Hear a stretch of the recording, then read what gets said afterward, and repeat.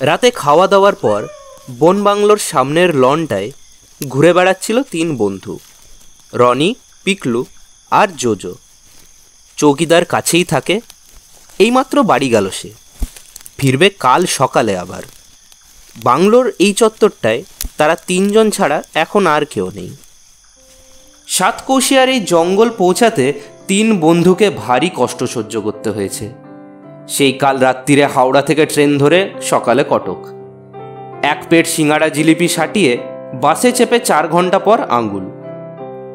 ছোট্ট জমজমাট শহরটায় একে ওকে তাকে জিজ্ঞাসা করে শেষ পর্যন্ত অবশ্য বন দপ্তরের অফিস খুঁজে পাওয়া গেল। সরকারি কাগজপত্র নিয়ে মধ্যাহ্ন ভোজন সেরে আবার সেই বাস। অবশেষে উড়িষ্যার এই জঙ্গলটায় 3 মূর্তি যখন এসে নামল, তখন সূর্য ডুবে গিয়েছে, সন্ধে প্রায় হয়। তবে হ্যাঁ, পরিশ্রম কিন্তু সার্থক হয়েছে। জায়গাটায় এসে প্রাণ জুড়িয়ে গিয়েছে। 3 দিক জঙ্গল দিয়ে ঘেরা বনবাংলোটির পাহাড়ের একদম প্রান্তে অনেক নিচ দিয়ে বয়ে চলেছে মহানদী। আধো অন্ধকারে নদী তেমন দেখা গেল না বটে, তবে তার কলকল অতি স্পষ্ট। এমন চমৎকার নিসর্গ ভালো না লেগে পারে? অভ্যর্থনাও এখানে মন্দ হয়নি। থাকার ঘরটি বেশ পছন্দসই। আছে 4-4খানা সিঙ্গেল খাট, আলমারি, আয়না, চেয়ার আর একটা বড়সড় টেবিল। লাগোয়া বাথরুমও আছে, আর দেখভাল করার চৌকিদারটি তো ম্যাজিক জানে। ঘরে ঢুকে স্নান সেরেই তরতাজা হতে না হতেই 1 থালা পেঁয়াজি আর আলুর চপ নিয়ে হাজির। রাতেও দারুণ মুরগি বানিয়েছিল, কষা কষা, ঝাল ঝাল, ঠিক যেমনটা রনি, পিকলু, জোজো পছন্দ করে। লোভে পড়ে 8-10টা রুটি এমনিই খেয়ে ফেলেছিল এক একজন। পেট এখন একেবারে আইঢায়। সেই হাঁসফাঁস ভাব কাটাতেই চলছে এখন পদচারণা। উত্তেজনাতেও ফুটছে 3 জন। সবে হায়ার সেকেন্ডারি দিয়ে জীবনে এই প্রথম শুধু বন্ধুরা মিলে বেড়ানোর ছাড়পত্র পেয়েছে।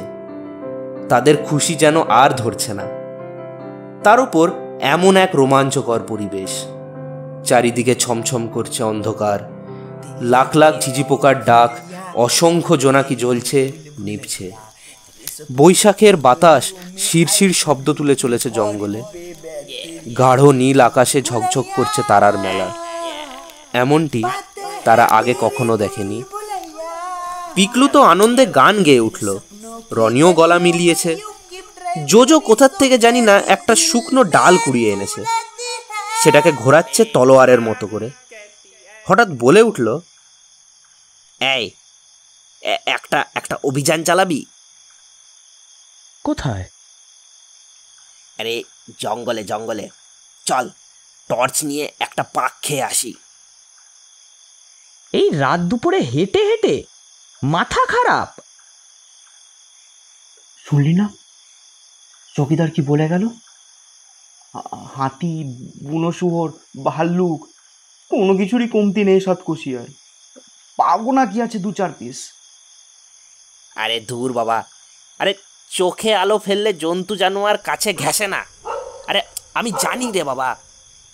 তোর বই পড়া জ্ঞান বন্ধ রাখ, ভুলে যাস না অন্ধকারের সাপ খোপও বেরোয়।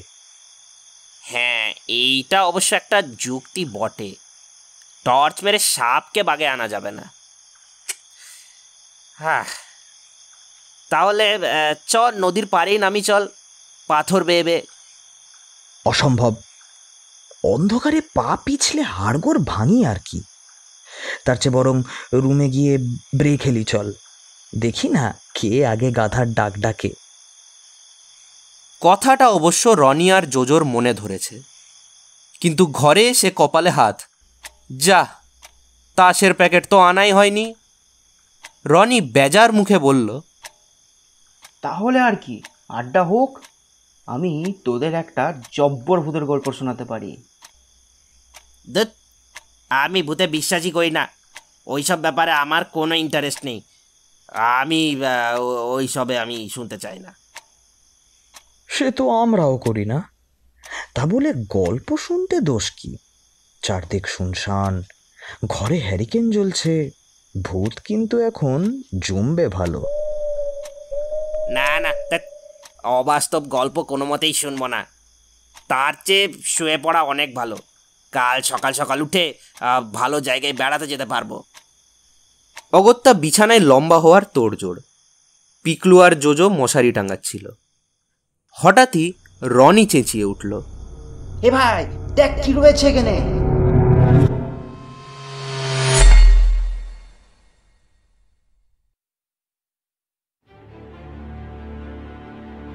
আজ শুনছেন প্রখ্যাত সাহিত্যিক সুচিত্রা ভট্টাচার্যের লেখা ড্র্যাগন লুডো।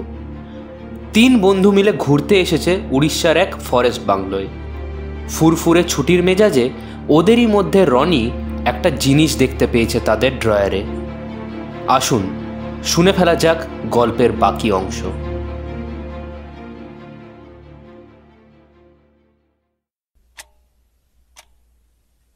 অবাক হওয়ার মতোই জিনিসটা বটে। টেবিলের ড্রয়ারে রয়েছে বড়সড় সাইজের একখানা লুডোর বোর্ড। ব্যাস, আর 3 মূর্তিকে পায়কে বসে গেল লুডো নিয়ে। বোর্ডটা তবে একটু অদ্ভুত। শুধু সাপ লুডোই আছে। ঠিক সাপও নয়, সাপগুলোর মুখ অনেকটা যেন ড্রাগনের মতো। লেজের কাছটাও কাঁটা কাঁটা। মোয়ের বদলে রয়েছে ছোট বড় গাছ। ছবিগুলোও আঁকা হয়েছে ভারী নিপুণ হাতে। কেমন জ্যান্ত জ্যান্ত দেখায়। চালু হয়ে গিয়েছে খেলা। টপাটপ ছক্কা গড়াচ্ছে বোর্ডে, টুপটুপ এগোচ্ছে ঘুঁটি। গাছের ঘরে দান পড়তেই সাঁই করে ঘুঁটি ওপরে উঠে গেল। আবার সাপের মুখে পড়তে সেই ঘুঁটি নেমে এলো লেজে। কয়েক মিনিটের মধ্যেই দারুণ জমে গেল খেলা। বাহ্যক জ্ঞান লুপ্ত হয়ে বোর্ডের ওপর ঝুঁকে পড়েছে 3 মূর্তি। তখনই শুরু হলো ঘটনাটা। হঠাৎই একটা রাতচরা পাখি ডেকে উঠল। এত জোরে আওয়াজটা হলো, মনে হলো যেন ঘরেই ঢুকে পড়েছে পাখিটা। মুহূর্তের জন্য চমকে ছিল 3 খেলুড়ে। পরক্ষণে ফের মন দিয়েছে ঘুঁটিতে। পিকলু বোর্ডে ছক্কা গড়িয়ে দিয়ে বলল, এই তো 5 পড়েছে, এবার আমি বড় গাছ বেয়ে টঙে যাব। জোজো খপ করে ছক্কাটা তুলে ভরে নিয়েছে কলকেতে। ভুরু কুঁচকে বলল, 5 পড়েছে। কোথায় 5 পড়েছে ভাই? তোর তো এই 3 পড়েছিল। আরে হ্যাঁ হ্যাঁ, আমি স্পষ্ট 3 দেখেছি। কি বলছিস? যা বাবা, আমি মিথ্যে বলছি নাকি? সে তুই জানিস। তুই বেটা পড়েছিস ড্রাগনের মুখে। যা যা যা বলছি, একদম নিচে চলে যা। অগত্যা পিকলুকে মেনে নিতেই হলো। 3 জনের মধ্যে যখন 2 জন বলছে, সে নিজেই নিশ্চয়ই ভুল দেখেছে। ড্রাগনের লেজে নেমে এলো পিকলুর নীল ঘুঁটি। এবার জোজোর দান। কোলকে নেড়ে ফেলেছে ছক্কা। উল্লসিত স্বরে বলল, এবার আবার পড়েছে 4। গাছে চড়বো আমি, সোজা 93তে পৌঁছে যাব। ছক্কাটা কলকেতে ভরে রনি বলল, পিকলুর মতো গুল মারছিস কিন্তু, আবার পিকলুর মতো গুল মারছিস। ঠিক আছে, 2 পড়লো আর বলছিস 4। পিকলু এবার ঠোঁট বেঁকিয়ে বলল, কেন চালাকি করছিস জোজো? দেখাই তো গেল 2 পড়েছে। এইটা কিন্তু প্রতিশোধ নেওয়ার জন্য করছিস তুই। আরে আরে আমি ভুল দেখতেই পারি না, আমি ঠিক দেখেছি। বললেই হলো, তুই তো ইচ্ছে করে ভুল দেখছিস। চালাকে ছড়া জাদু। যাও যাও যাও, শুরু করে ড্রাগনের মুখে যাও যাও যাও। জোজো নেমে এলো বটে, তবে রাগে সে গজগজ করছে। এইটা ভারী অন্যায় হলো, এটা সত্যি ভারী অন্যায় হলো। রনি কোলকে নাড়ল জোরে জোরে। ছক্কা ছেলে বলল, হুররে, পুট পড়েছে এবার। এবার আমি সাই সাই করে উঠবো পড়ে। পিকলু ছক্কাটা পুরে নিল কোলকেই। বাঁকা সুরে বলল, তুইও জোজোর লাইন ধরলি? পড়লো 3 আর বলছিস 1। এই রনি, নো চালাকি। 3কে তুই 1 বলছিস? না, চালাকি তো তোরা করছিস, তাই না? তোদের এখন নিজেদের চালাকি ধরা পড়ে গেছে, নিয়ে এবার আমাকে এখন তোরা ফাঁসানোর চেষ্টা করছিস। এই চুপ কর বলছি। জোজো এবার হুঙ্কার দিয়ে উঠল, মোটেই আমাকে জড়াবি না এর মধ্যে। তোরাই প্ল্যান করে আমাকে ডাউন দিচ্ছিস। হ্যাঁ, চুরি করে আবার তেজ দেখো। 1000বার বলবো, তুই রনি দুজনে চালাকি করছিস। চপ চপ, তুই একটা চাতুরীর মন্ত্রী আর জোজো হচ্ছে শয়তানির রাজা। মুখ সামলে রনি, আমি কিন্তু দাঁত ভেঙে দেবো তোর। আমার হাত নেই। হ্যাঁ, তোর কি ভাবছিস তোর কি হাত আছে? ভেবেছিস কি? হ্যাঁ, দুটোকে এমন মারবো না। ব্যাস, বেঁধে গেল ধুন্দুমার। যে যাকে পারছে হাত চালাচ্ছে। রনির পাঞ্চ খেয়ে ঘরের কোণে ছিটকে পড়লো পিকলু। কোনো ক্রমে উঠে ষাঁড়ের মতো তেড়ে গিয়ে জোজোর পেটে লেফট হুক মারলো একখানা। জোজোর আপার কাটে রনি বিছানায় গিয়ে পড়ল। রনি এলো পাথাড়ি ঘুষি চালিয়ে চলেছে। চুলের মুঠি ধরে তাকে টেনে তুললো পিকলু। জোজো একখানা রামগাঁটটা মারলো পিকলুর চাঁদিতে। সঙ্গে রনিকে ছেড়ে জোজোর ওপরে ঝাঁপিয়ে পড়লো পিকলু। বক্সিংয়ের পর এবার মল্ল যুদ্ধ। কে যে কাকে কখন ধরাশায়ী করবে সেটা বোঝা খুব মুশকিল। হঠাৎই আবার সেই রাতচরা পাখির ডাক। আওয়াজটা এবার যেন আরও কাছে, আরও বেশি ভয়ঙ্কর, আরও বেশি আজব। যেন খ্যাক খ্যাক করে হাসছে সে। আবার কিছুক্ষণ পর ধুপ করে আওয়াজটা থেমে গেল। অমনি চরাচর আবার চোখের পলকে নিঝুম হয়ে উঠল। কি কাণ্ড! দক্ষযজ্ঞও স্তব্ধ সহসা। 3 যুযুধান নিশ্চুপ কয়েক পল। খানিক পরে রনি মিনমিন করে উঠেছে। আমরা মিছিমিছি মারামারি করছিলাম কেন রে? আমি জীবনে কোনো দিন কারোর সঙ্গে ঝগড়া করিনি। আজ আমি কিনা তোদের গায়ে হাত তুললাম? ছি, খুব খারাপ কাজ হলো। শেষে কিনা সামান্য এই লুডো খেলার জন্য আমরা মারপিট করছিলাম। অনুতপ্ত 3 বন্ধু বসলো যে যার খাটে। আফসোস চলছে কৃতকর্মের জন্য। পিকলু বলল,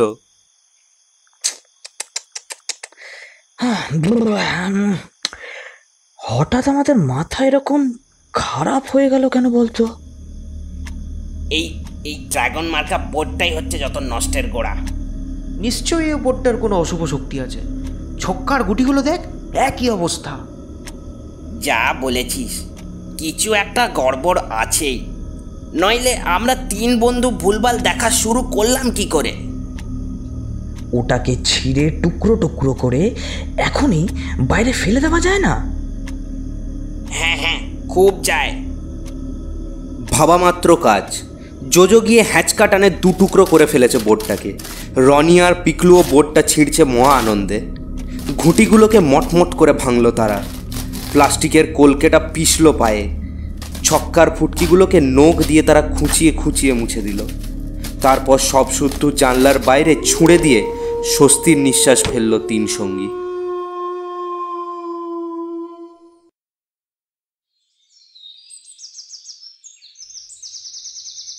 পরদিন সকালে যখন ঘুম থেকে উঠল, শরীর মন একেবারে ঝরঝরে হয়ে উঠেছে। এমনকি গা হাত পায়েও একটুও ব্যথা নেই। দাঁত মেজে 3 মূর্তি বেরিয়ে পড়েছে ঘর থেকে। দিনের আলোয় বাংলোর লন থেকে নদী দেখা যায়। তারা নদী দেখে যথেষ্ট মুগ্ধ হয়েছে। বেশ চওড়া নদী, স্রোতও আছে, জলটাও ভারী টলটলে। নদীর ওপারও পাহাড় এবং জঙ্গল। 2টি সবুজ পাহাড়ের মধ্যিখান দিয়ে বয়ে চলেছে মহানদী। নৌকোও চলেছে দিব্যি। খানিক গিয়ে বাঁক নিয়েছে নদী। ওপারের পাহাড়ের আড়ালে হারিয়ে গিয়েছে। 3 বন্ধু বেশ কিছুক্ষণ তাড়িয়ে উপভোগ করলো দৃশ্যটা। চৌকিদার এসে গিয়েছে বহুক্ষণ। আলু পরোটা রেডি। গপাগপ খেয়েই ছুটেছে পাশের কুমির প্রকল্প দর্শনে। নানান সাইজের মেছো কুমির আছে খাঁচায়।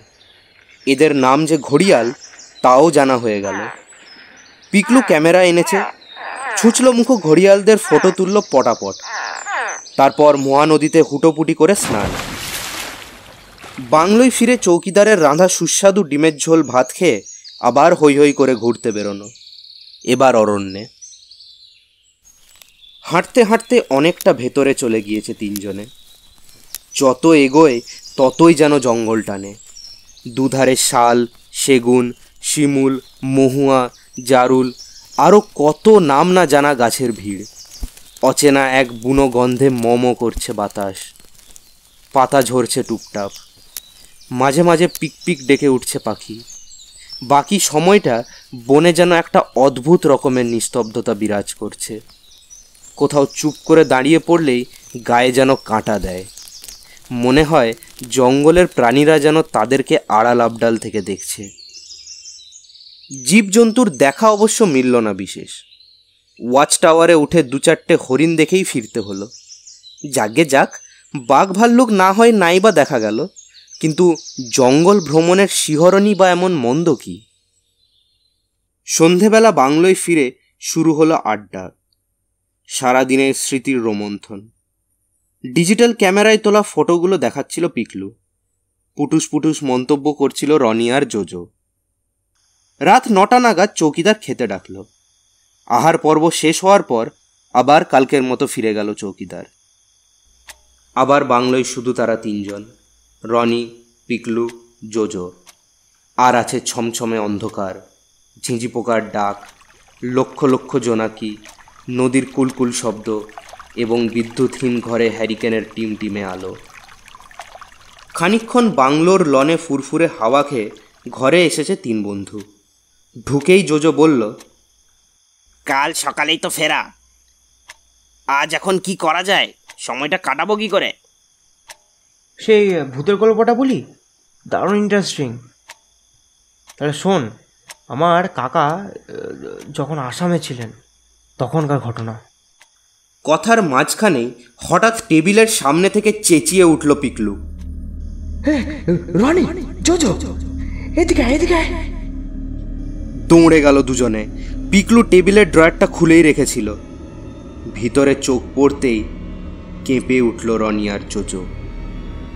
কালকের সেই লুডোর বোর্ডটা ছিঁড়ে কুটি কুটি করে ফেলে দেওয়ার সত্ত্বেও আবার সেটা নিজ স্থানে ফিরে এসেছে, ঘুঁটি কলকে ছক্কা সমেত। জোজো অস্ফুটে বলল, এইটা কি করে সম্ভব? আমিও তো তাই ভাবছি।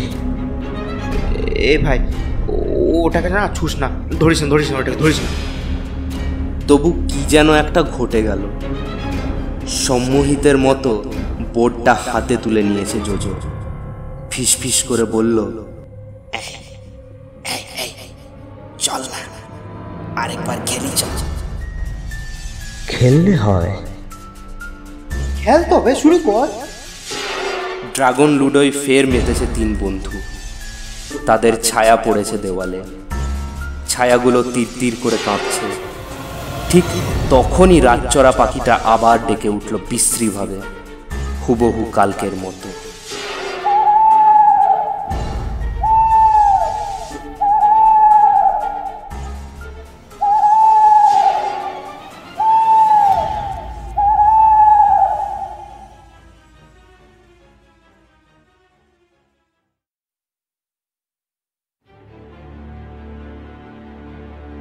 শুনছিলেন ড্রাগন লুডো।